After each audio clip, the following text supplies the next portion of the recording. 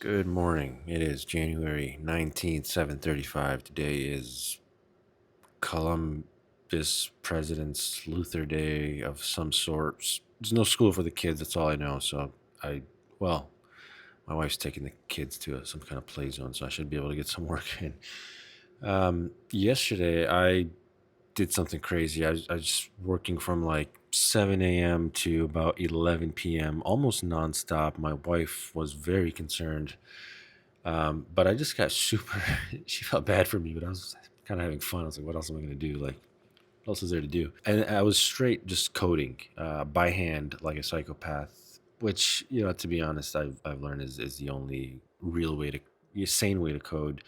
I am now going back in and correcting everything that the AI has done. And this is what I did. This was the commit range for yesterday. So, GitHub is going to condense a whole bunch of files. So this is not going to be everything. But I went crazy trying to um, clean up the mess, the spaghetti that AI has created with respect to services and the way they interact with each other and the dependencies, the duplication and the repetition and the thing about AI code is it's so like sneakily passable that like you read it and you're like, okay, well this does it's like I don't want to use the wrong word here, but it's sort of like autistic in a sense where it's like it does what you told it to do and you're like, okay, but it's not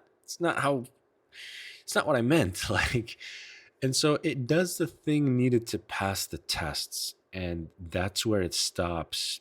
And so when you look back at the code, you're like, okay, yeah, I get what you did there, but this is just not how any like senior engineer would have written this code. So what I've been going in and doing is like, okay, what is a defensible code? Like, look, this code is going to be open source. This code will be audited by security researchers. What is a defensible code base? Like when they see this, is it easy to follow? And the truth is it was not easy to follow at all. And so I'm like, all right, I need to redesign. And this was very hard because where do you even start with something like, look at this, like, you're dealing with hundreds of files. Where do you start? I tried a whole bunch of ways to start and I ended up stashing a whole bunch of stuff. And to be honest with you, uh, what I've gathered from yesterday is the best place to start is the smallest possible win you can possibly gain. Yeah, like pick the most inconsequential thing and just start scaling up from there.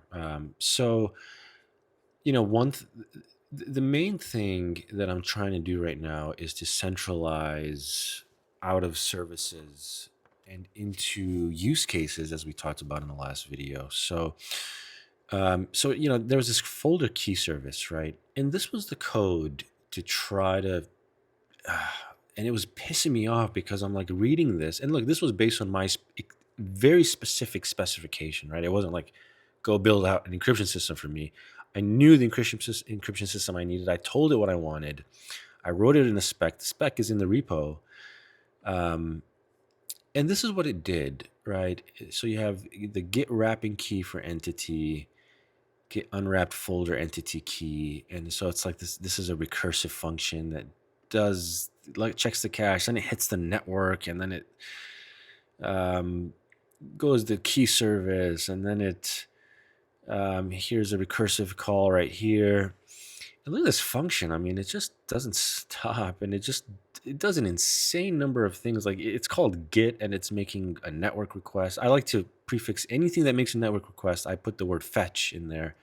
So I started by just renaming this to get or fetch, just to make it clear there's a network request. And it's just so ungodly. And then it says get wrapping key for encrypted entity. And it's like, this looks like the same thing we just read. Like, what is this doing differently? Um, and this took hours and hours to unwind and figure out what this needed to be. And so let me show you what I rewrote this to. So, we're looking at how many lines of code? 439 lines of code. So I rewrote this to just key service. There was a folder key service and a paper key service doing the exact same thing, and I just got rid of both of them in favor of a key service. And let me show you what this is. How many lines of code is it? Look at that, 188. This is the kind of code I would have written and would have been acceptable to me. And I don't know how that stuff got past review. I mean, I at this point I'm starting to think that reviews are not sufficient enough, because reviews are so stripped of context that when you're looking at it, you just see the additions and the deletions, and you don't really know what you're adding to, or what the final state becomes.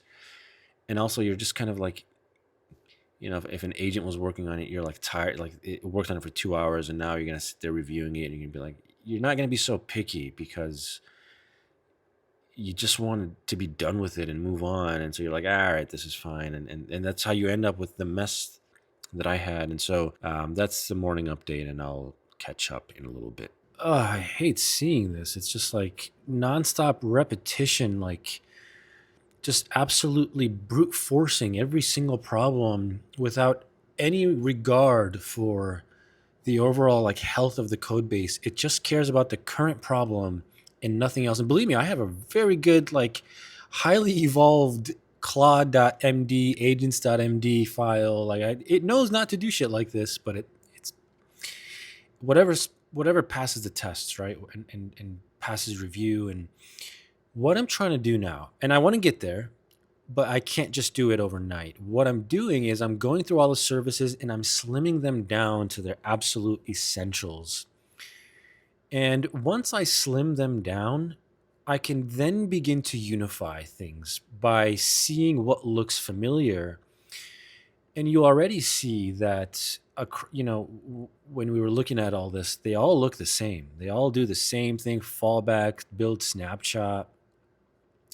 They're all the same. And so I look, by the end of this week, you should see a video from me that says I have unified everything into like one service, one file, or something that.